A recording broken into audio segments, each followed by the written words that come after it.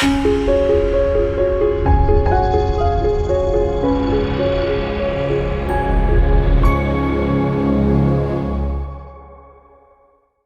everyone, welcome back to the Neurologic Wellness Podcast. I'm your host, Dr. Joe, and I'm here today with Amanda Burrill. Thank you for joining me today. Thank you for having me. Of course.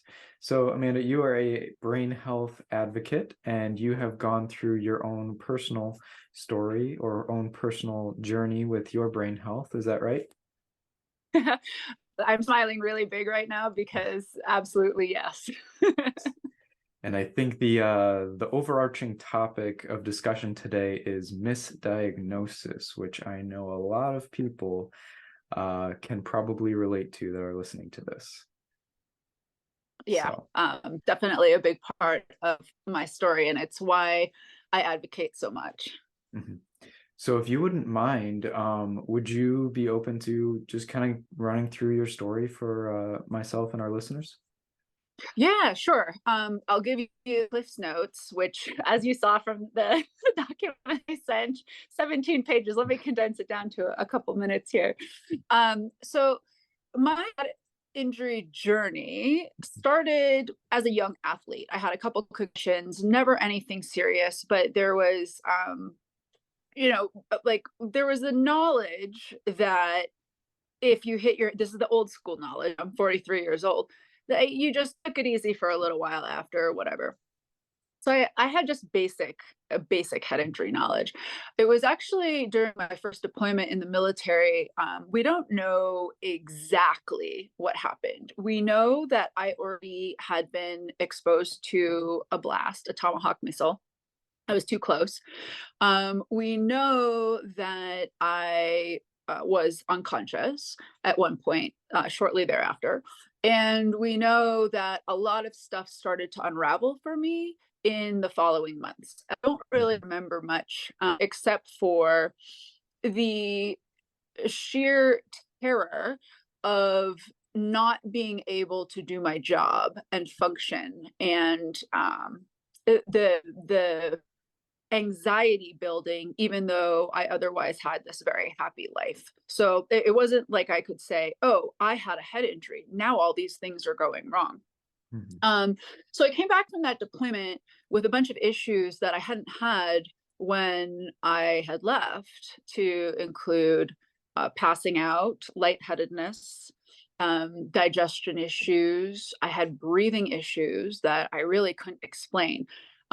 Even I could hardly sleep because I would be gasping for air, and headaches, and most notably for me as an academic, problems reading and problems keeping a train of thought worse than they had been before. I've never been great for attention, but it was always a manageable situation. So after that, there were hindsight's 2020, so many clues, but I kept crashing my bike. Avid athlete, I couldn't catch a frisbee anymore. Driving was like it was like going through an obstacle course. So I went through the military with a lot of problems, and the remainder of my service was interesting. I actually became a rescue swimmer, finding that I was okay in the water. And that's not shocking now, we knowing what balance is. And so I got by. And when I left the military, I had planned to go to law school. And I just like, their words were no longer much of a part of my life. And I received a whole bunch of diagnoses upon leaving the military. And among them were generalized anxiety disorder, depression, and fibromyalgia and migraines. And I had carried a diagnosis of ADHD since college into the military, but it was just, for me, that was more of a, okay, I get why I'm, on this hyperactive and cadet combined, I believe. So I didn't really, that stuck around too, but it was, from there, it's so funny in hindsight. I like bought a book on fibromyalgia and I like gave it to my boyfriend, like, okay, can you read this and tell me what to do? I was still being a good little soldier or sailor, if you will, because I I appreciated this information. I have information now. I can do something with it. And, the depression one didn't really stick well with me. I felt anxious in my body. Mhm. They told me like all this shoulder pain and pain I had was fibro. Okay, that makes sense if that's what it is. So it's like problem, solve a problem. Well, because that wasn't the real problem, I ended up going on a very long adventure. I like to call it my Mhm. brain adventure. And it actually wasn't. Well, okay, so I am lightheaded and I'm passing out a lot. It's like it becomes almost a regular part of my life to Mhm. always, I'm standing up and always holding something. And it's this is all being attributed to my mental health Mhm. and the fact that I had deployed and the fact that I'd always worked with men and the fact that, when I was a rescue swimmer, there had been a few hairy situations I'd been in. And I was like, no, these are my favorite stories in the world. Like Mhm. you're being out in the middle of the ocean and like crazy stuff happening. And so there was just always this unsettled knowing that there was more to my story, but Mhm. also life has to go on. And so I navigate as best I can around the problems that I have. And I ended up, instead of going to law school, going to culinary school and going to journalism school, which was an interesting time because I switched VA hospitals and started to get a slightly different perspectives. And also, I was exposed to some military veterans. I hadn't really seen myself as a veteran before that, where I could discuss with them some of their ongoing issues. And I started to see this trend of, everybody's diagnosed with PTSD, everyone's taking a bunch of, and depression, everyone's taking a bunch of medications and me among them, because the mindset I had back then, I wouldn't really call it a mindset, but I was like, okay, I should try all of these things. And if something helps, great. Mhm. Well, being on a stimulant, an antidepressant, a mood stabilizer, and a benzo Mhm. all at the same time is not in any way the cure or the solution to brain injury or POTS, which I'll get to. Mhm. So it was at this time that I started to get almost an obsession and a paranoia surrounding what was going on. And perhaps I've been misled in a lot of ways. And I knew it. I had an inner knowing that that was true. For better or worse, I always joke. I tripped and fell and smashed my head and had a very significant head injury that even then wasn't really treated like much of a big deal. Mhm. Thankfully, I guess the way like my retina had a hole blown in it and my neck was all jacked and I tore something in my jaw, and it Mhm. was like, okay, th- this has just made everything that was existing before worse. Yeah. Like pointing backwards, my timeline here. And so eventually, I mean, it takes forever, but I get like neck scans, I get a MRI with DTI, I like eventually start collecting information. And it's like, oh, this is like you've had brain injury clearly. And it took longer to get the POTS diagnosis, which explained the passing out. Mhm. And then after that, it was actually after that one of my neurologists, I fell again and hit my head. He just like grabbed me by the shoulders and he was like, "Do you understand that you have post PCS?" Post, what are we calling it these days? Persistent Post concussive symptoms or That's yeah, something that's like fine. Yeah. that. And he's like, it is like sure, brain injury, like Mhm. trouble visual processing. You also have like this is like all these concussions added up to this other thing, and I'm like, oh, there's another thing. And actually turned out that it had been written somewhere before, but I without reading, I just it's not like I would go home and pour over my records myself. But it became clear then that it was like, oh, okay, it's like a brain injury case. I developed POTS, and then there's all these concussions on top. And that is what's going on here. That's information I can use. And it was only in recent history that I got all this other jazz like knocked off my record. But the reason I advocate, to wrap it up, is if I had known, if I had a head injury or even like a concussion right now, not that I'm all cured of all this, but I know what to do. I know what to go do. I Mhm. know the help to seek if I need it. For me, it's okay, everyone deserves to know. If you know, then it's up to you to do with that what you will. Mhm. And I didn't have that. I didn't have that, and I don't blame anybody for it, but it took a long time to find it. Glad I stuck with it. But not everybody can hold on for over a decade trying to figure out why they're not functioning in the world. So there it is. Yeah, there's a couple things from that that I definitely want to extrapolate on. You mentioned that you, among many other of your co-veterans, had been diagnosed with the same thing and then had basically been given the same treatment plan. I'm curious, with all of that data, all of those patients, um, was anyone getting better? Was anybody actually seeing improvements in their symptoms, or was it what was the rationale, do you think, for? So when you said that, I just thought about four people I know personally who ended Mhm, their lives.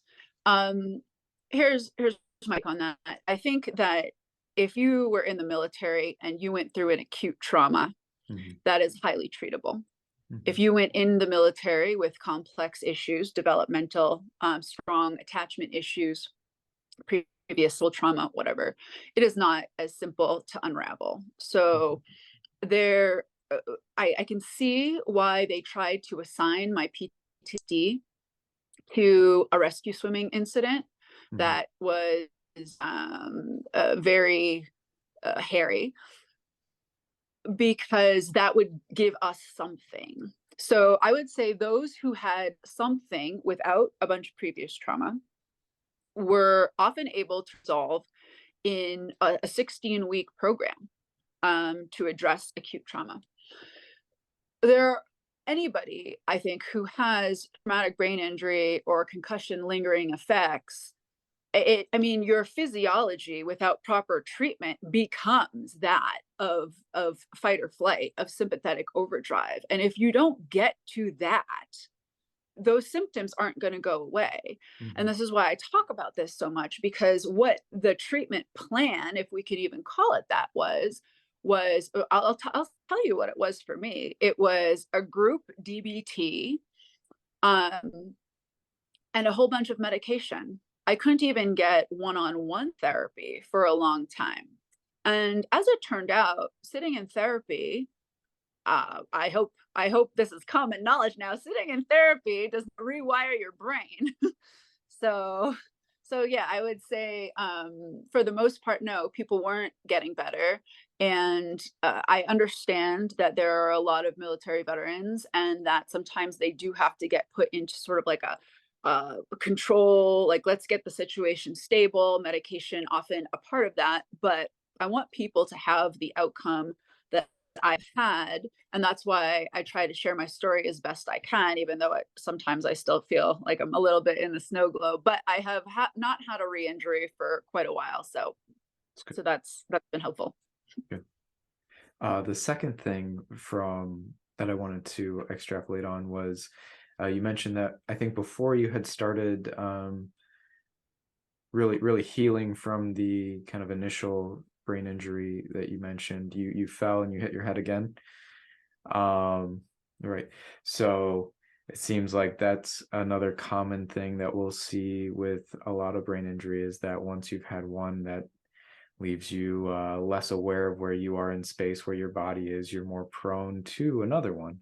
And then, like you said, all of a sudden your symptoms are worse that you were experiencing. So these tend to compound on one another and get worse and worse. But luckily, you then, I'm guessing shortly afterwards, then got on the right path or got on a better path. Yes, I agree with you wholeheartedly. Like head injury begets head injury. Hmm. Even like, okay, my vision stinks now. There's an accident waiting to happen. My balance. Oh, I have POTS. I have autonomic issues. I'm lightheaded. I'm passing out. It was um for reference. I'm doing a lot better. I have the, traumatic brain injury under my belt, but there are also 14 documented concussions. So I hope that I can be proof this is essentially and improved upon greatly. But I agree with you wholeheartedly that it's almost becomes a cycle that there might be several entry points, but you have to calm it all down. Hmm. And that's been pretty much the last the last like 3 years of my life is where can I go in? Okay, I'm doing a little more rewiring. I'm getting like my auditory and my visual systems to work together. I'm also making sure that I don't I used to do all this like crazy mountaineering stuff, and it would really amp up my sympathetic overdrive, which is, that's my baseline. So I was like, okay, I need to stop doing stuff like that and kind of go on like intralight. I just like go out hiking, and Hmm. sometimes it feels like, I'm like putting my fingers on the table here, but it's almost like allowing the system to calm down. And then obviously with the POTS, I'm sure you see a lot of people with autonomic dysfunction, to include POTS, finding ways to work with that. And the way I describe it is like all of these things. There has been no one great magical like thing for me. I didn't Hmm. pop like uh, psilocybin or MDMA and suddenly all the problems fell away. Hmm. All of these little things that have opened the bandwidth, and then as the bandwidth opens there's more understanding. And I'm not saying things just like magically pull together, but slowly that's what's been happening for me. Hmm. And what are a couple questions? What was the timeline like from maybe initial injury to where you are now? Like how long has that journey been? And what have been some of the key differentiators for you? um Key differentiate, oh, like what moved the needle for me? Hmm. Hmm. Oh, okay, yeah, great question.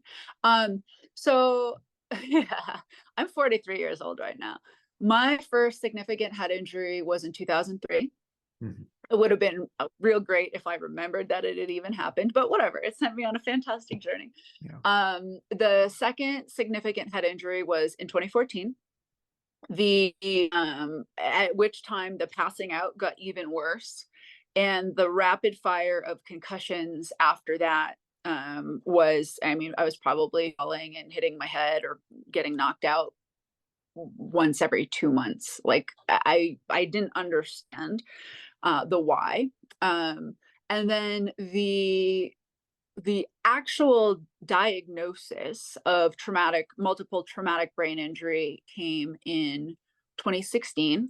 And that's, I'm having C-spine surgery. I'm having eye surgery. It's like, how physical trauma do we have to prove here? And then here's I go through acute rehab, like the speech, vision, vestibular, the kind of stuff you can get at a regular hospital. I have to actually remove myself from the VA system. Depending on where you live, it's just like sometimes it's not the way to go. Hmm. And I went to NYU Risk Rehabilitation where I did all that acute stuff. And again, that was like a good bandwidth opener. Meanwhile, I'm, continuing to fall into or pass out the POTS. It's not until 2020. Now here's where my so first needle movement is acute rehab, and that's Hmm. 2016 and 17. Second is hyperbaric oxygen therapy. Oh, no, second is 2018. I track my own vitals for about 3 months, and I dig around best I can on the internet, and I'm like, I have POTS. And I'm a cardiologist, cardiophysiologist. They did, tilt table tests, like the fancy one where they like give me norepinephrine and Hmm. like at the end.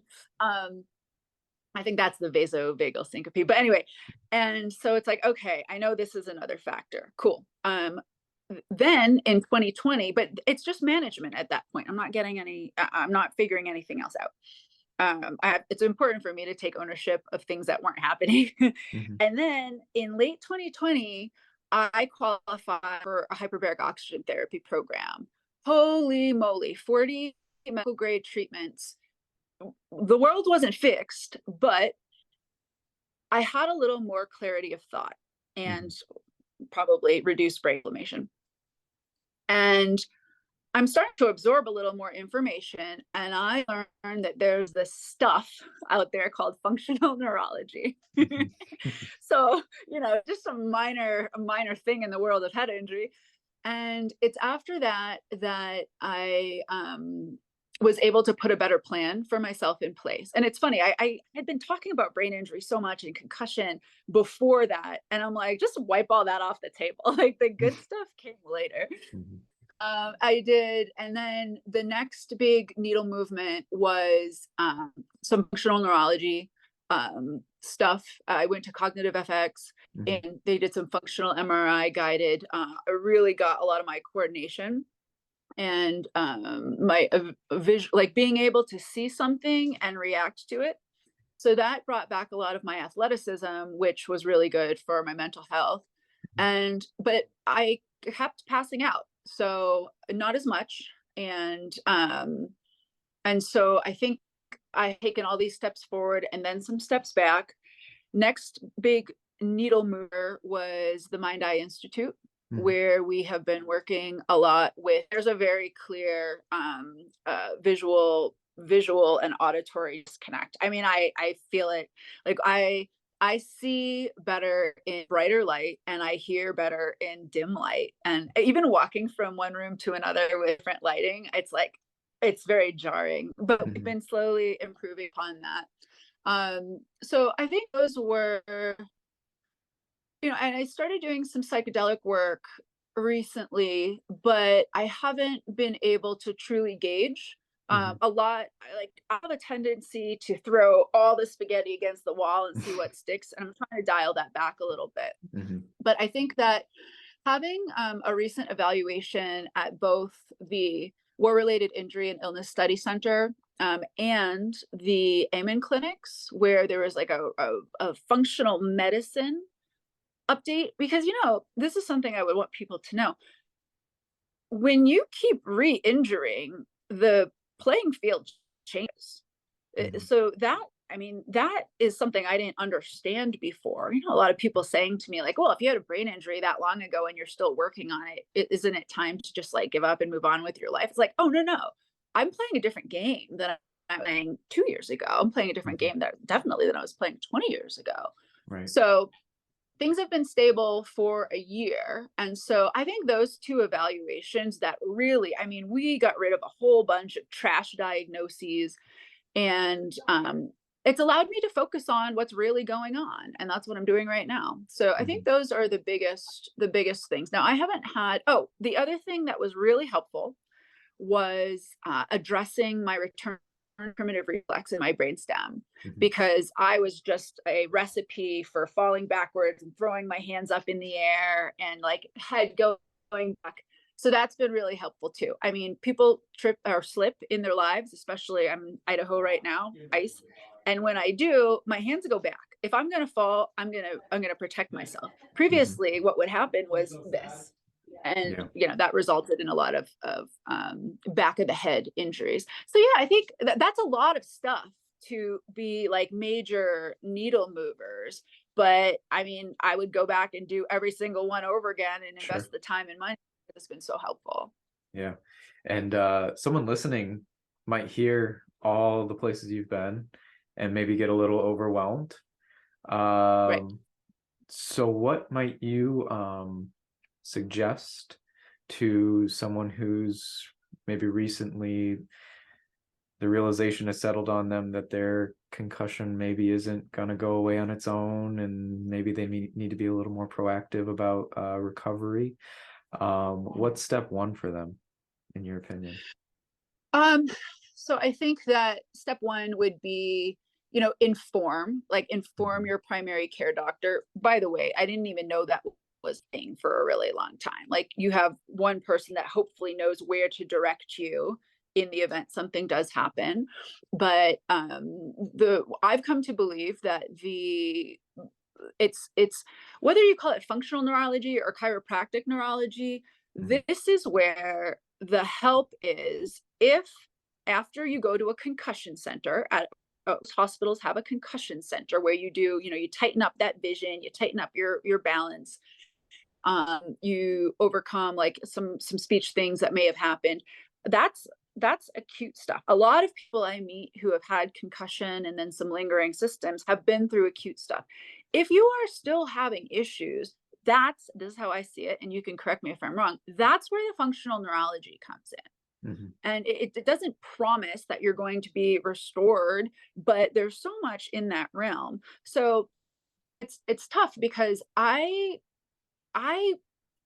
figured out a lot of this by knowing people. It wasn't me sitting around Googling, and it was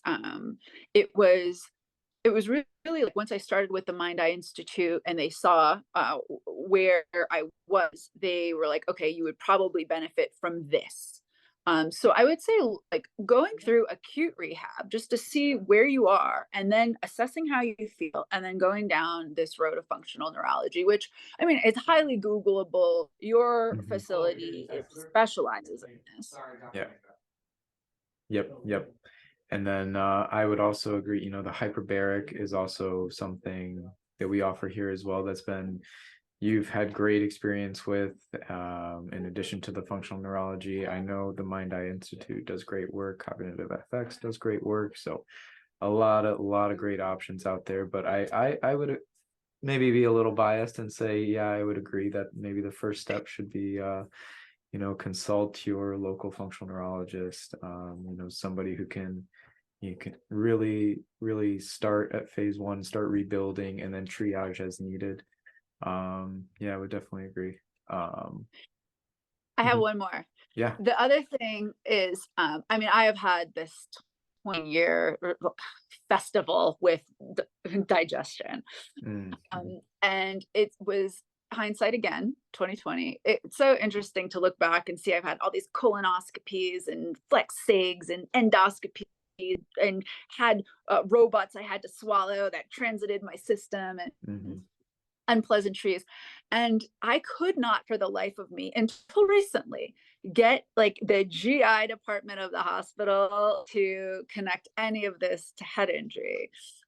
So the functional medicine world in general, I've used Mhm. the word functional neurology or the phrase like functional medicine. I mean, we have to think of our bodies as whole systems. So when Mhm. I talk to people, and I talk to a lot of other people with similar challenges, I ask some pretty important questions that oftentimes it's like, okay, well, that's where you need to start. It's, are you eating healthy? Are you eating anti-inflammatory? Are you like nourishing I mean, your brain eats up calories. Are they quality? Are you exercising? Are you moving like blood around your body? And how do you think? For me, I think I came into all of this with a pretty good framework of thinking, but there were definitely some things I had to tweak. So I would also offer that as, yeah, go out and find the help that you need. Mhm. Also do everything you can for yourself. Yeah. Yeah, and that's incredibly huge. Diet. We've talked at length about the gut brain connection on multiple other episodes of this podcast. So there's definitely a connection, and that's something we see all the time. So definitely something that needs to be addressed, whether through your functional neurologist or your functional medicine provider or whoever it is. Yeah, those are definitely related. And making sure that you address the top down aspect and the bottom up, the gut to brain aspect as well. So make sure your nutrition is appropriate, and you're not re-exacerbating that injury by providing chemical insult to the body and the brain. So Absolutely, absolutely. And I'm actually going to do 40 more hyperbaric oxygen, their mm, medical grade treatments mhm. because I know so much about gut dysbiosis that I feel that coming out of that, like reduced inflammation, I'm already doing all the right things. I think that's the push I need to really, because it's a thing that comes back.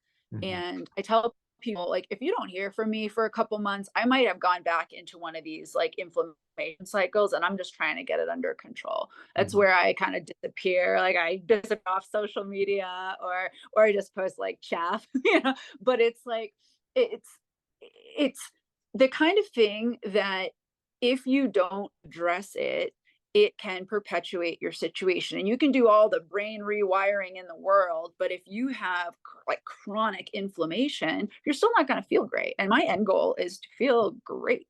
Mhm. Yeah, absolutely. So where do you feel like you still have to go in your recovery journey? So it sounds like you've come a very long way, um, but maybe not completely there yet. Mhm. Yeah. I That's a great question. This is something I've been pondering a lot lately. The first thing is having worked through, I still have a sympathetic overdrive. And I've worked through developmental trauma, and, I've worked through traumas. What's going on for me right now, and I know this, I don't think this, is I just have a system that's been through a lot, and Mhm. giving it time to calm down is, so I've gotten into some what I call woo woo stuff. Like I'm doing energy work, I'm like making sure my chakras are aligned and, Mhm. everything. And one of the takeaways from my recent SPECT scan, we saw that there was, in my temporal lobes, both of them have reduced blood flow. And, that can be the way they sit down in the brain, that can be a byproduct of like just chronic inflammation. There's not, blood getting in there. Mhm. And so it's really to address targeted. Some of my biggest issues have to do with memory and new learning. And I would perpetuate so I'm trying to learn something and it's not clicking for me. And then I get frustrated about it. And that's a cycle that feeds itself. So Mhm. working on those things, I have gravitated towards, I do a lot through my senses. I mean, all the food stuff I do, like smelling wine, like all of these things, um and a lot of feeling. But I miss learning the old fashioned way, just listening and reading. So I have been slowly chipping away at this. It used to be a borderline obsession, but taking what I've learned through my recent evaluations and really applying it to improve what I know still could be improved upon. And that's why, like, digging around and collecting data is, a lot of people think that I just am over the top. And I mean, maybe I'm surrounding myself with the wrong people. But it's like, no, there's information out there. And once you have information, you can do something with it. Mhm. And, I just collected a bunch of new information in the last 6 months. So I don't want to like launch myself back into the world of work without like fully functioning. Or I like to use the, like, hey, I'm a Porsche. I want to get these Walmart tires off and I want Mhm. to function in the world. So why wouldn't That's I right. invest why wouldn't I invest the time now to do that? So ironically, yes, there is some actual like brain stuff going on. I'm still working with Mind Eye Institute, but Mhm. an element of what I still need to do is calm my nervous system down, and I'm doing that by, you just eliminate all the stressors you can. Yeah, exactly. I love that analogy, by the way. We should all treat ourselves like we are Porsches. Um, Exactly. mhm. We are running short on time, but I wanted to make sure to definitely leave time to talk about any advocacy work you're doing in brain health, and then just leaving our audience with final words of wisdom to consider. Oh gosh. Okay. So yeah, for advocacy, I mean, I talk about brain injury all the time. Mhm. I post stuff on my stories. And I have this whole other, like, I travel and I love to eat and stuff like that. So it might get a little convoluted in like, what's her actual message here? Is it travel the world or is it fix your brain? Why not both? So, but what's that? I Oh said, why yeah, not all of both? the Yeah. above. fix your brain so you can do all the things you love. Exactly. So I came to find that with my trouble with words and reading, that I'm a journalist. I wanted to write a book, but I was struggling with like, okay, I'm having all this trouble with reading and writing. So thankfully, I found a co-writer, and we're writing a book, and it's going to be probably the best advocacy I can do. My advocacy really, like, the message I like to send, I'm not out there trying to get like a placard for my car or anything like that. I'm out there trying to find out what the problem is so that I can find the solution if there is one. Mhm. And more often than not, there is one. So my advocacy is really pointed toward like excavating the truth and acting upon that to improve your quality of life, and then moving forward with what you got. Mhm. So I think the book is going to be really great at that. And I thankfully have had an interesting life in the interim, just like the ways that I've pivoted. And it makes it possibly a little more spicy and entertaining than it could have been.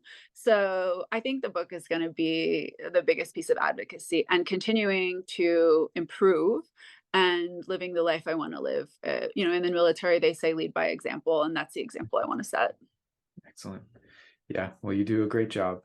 So, you've definitely provided a great example for our listeners today on a lot of positive things to do to help themselves. Your story was great. I think a lot of people are going to resonate with it. And hopefully, your struggles along the way can make it more efficient and easy for everyone else who follows you. So, thank you for all you do. Oh, thank you for having me. It was a pleasure. Of course, yes. And this has been your host from the Neuro Wellness Podcast. Be well.